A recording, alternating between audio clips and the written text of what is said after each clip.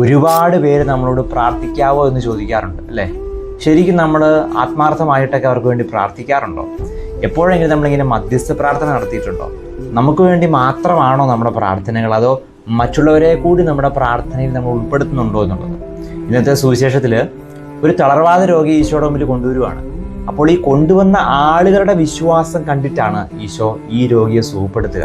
ഈ തളർവാദ രോഗി ഒരക്ഷരം പോലും മിണ്ടുന്നില്ല.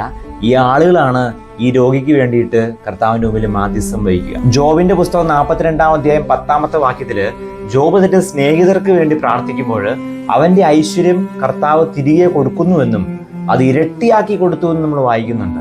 ശരിക്കും നമ്മൾ മറ്റുള്ളവർക്ക് വേണ്ടി പ്രാർത്ഥിക്കുമ്പോൾ നമ്മുടെ അനുഗ്രഹങ്ങളും കൃപകളും ഇരട്ടിയാകുന്നു എന്നുള്ളതാണ്. അതുകൊണ്ട് പ്രാർത്ഥനകൾ ഒരിക്കലും മടുപ്പായിട്ട് മാറാതിരിക്കട്ടെ.